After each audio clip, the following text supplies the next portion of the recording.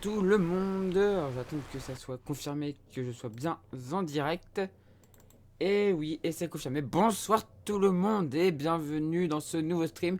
Et aussi bienvenue du coup dans cette nouvelle vidéo pour YouTube. Du coup, dans cette nouvelle vacation, donc vacation spéciale, 21h. Pour ceux qui n'avaient pas eu l'information, en fait, c'est juste que je suis actuellement à Dieppe. Je suis actuellement à Dieppe en train de sur une régate du club. Et donc du coup, je ne peux pas être là comme habituellement. Donc du coup, je fais une vacation à 21h, petite vacation d'environ 10 minutes. On va aller voir ce qui se passe sur la course réelle et sur la course virtuelle. On va commencer tout de suite par la course virtuelle, où je vais passer du coup en voile. Et voilà, le bateau est à 9 nœuds environ, dans un vent de 12 nœuds, donc le vent a bien diminué. On fait route vers Madère. Alors on devrait passer à côté de Madère. Madère est à 86 000 et vous voyez que le premier est là, donc le premier est à environ 90 000. Il a réussi à s'échapper malheureusement.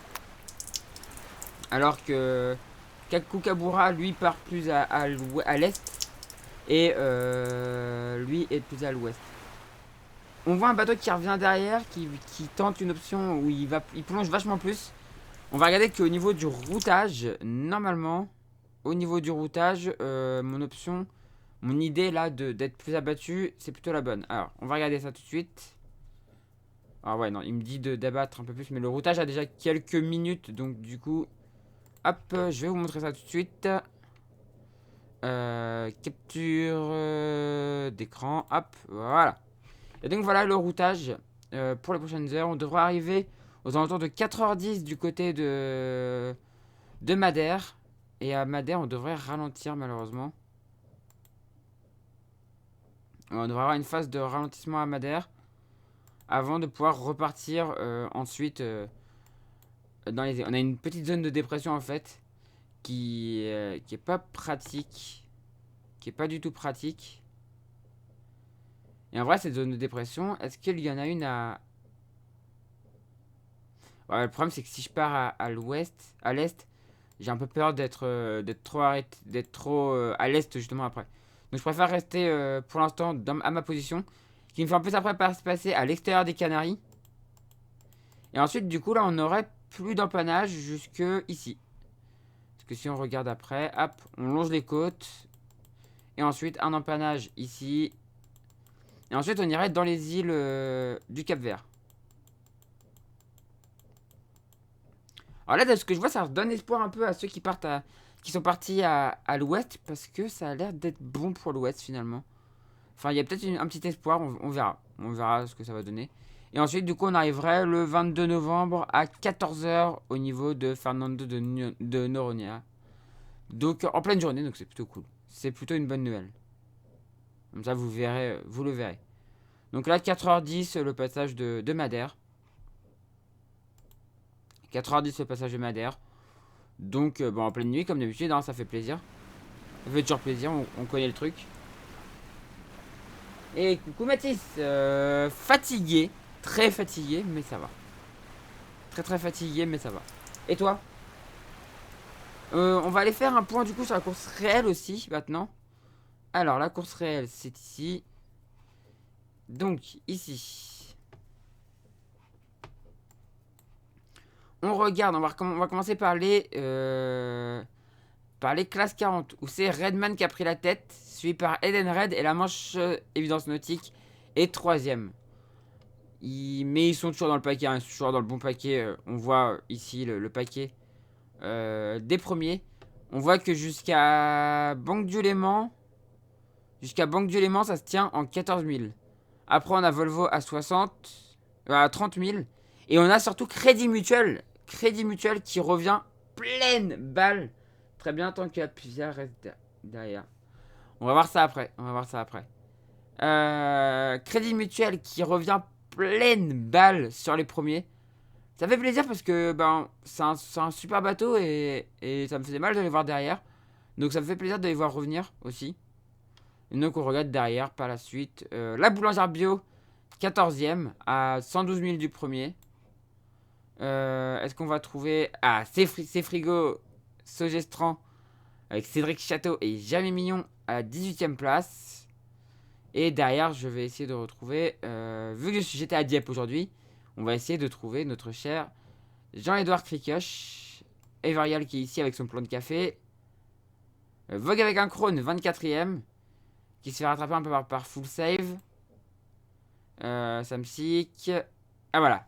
Groupe G2C La Martinique.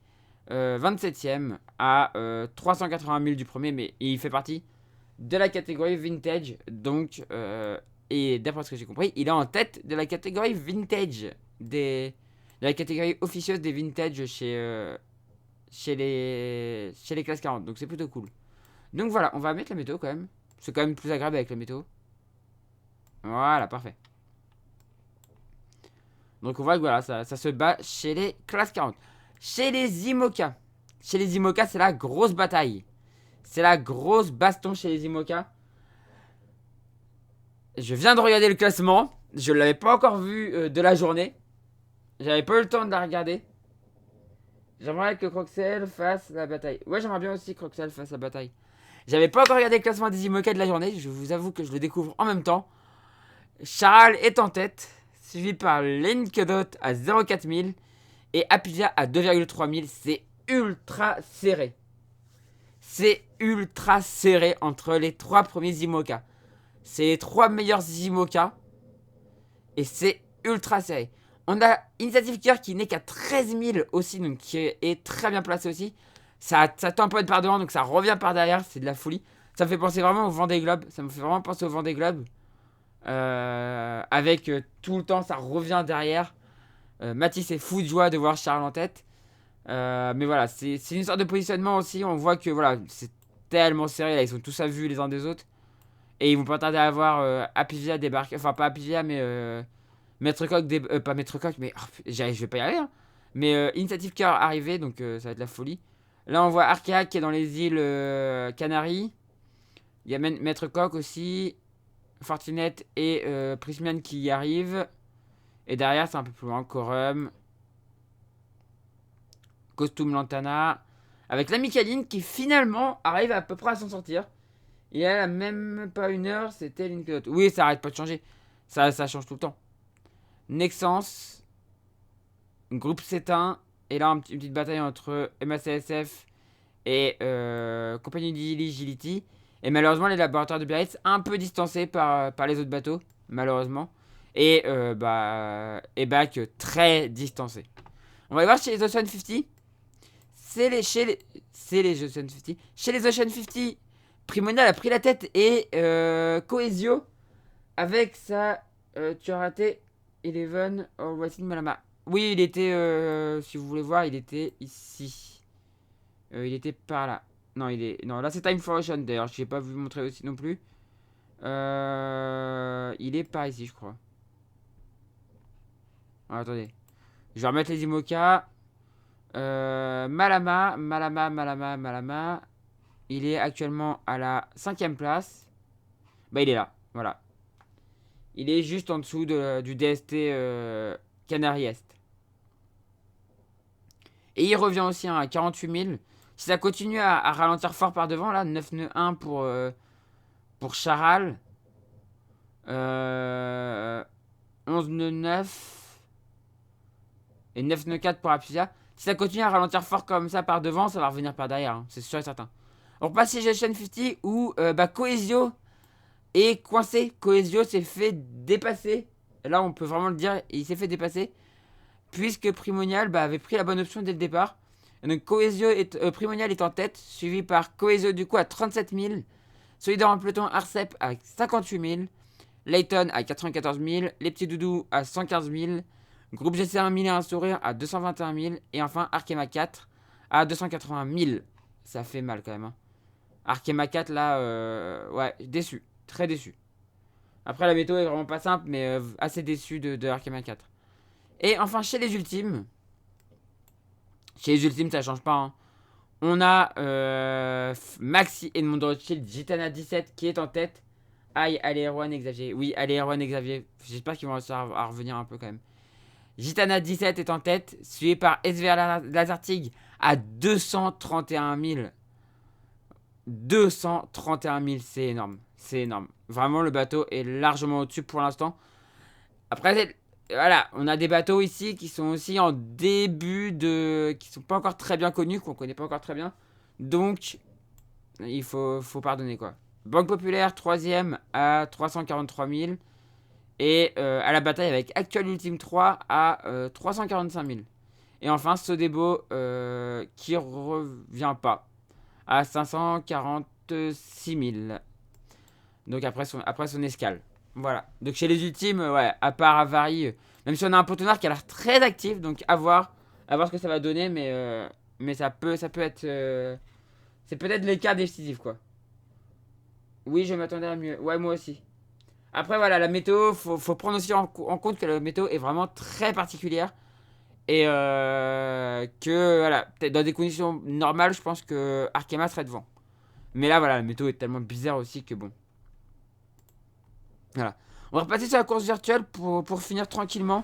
J'ai dit, hein, c'est un tout petit stream, mais s'il revient petit à petit. Ce débo, là, je voyais moins quelque chose. Enfin, plus quelque chose. Donc en fait, il perd encore un peu. Il perd de la distance un petit peu. Il est revenu un peu, mais après, il en repère un peu. Enfin, c'est compliqué. C'est un peu le yo-yo, quoi.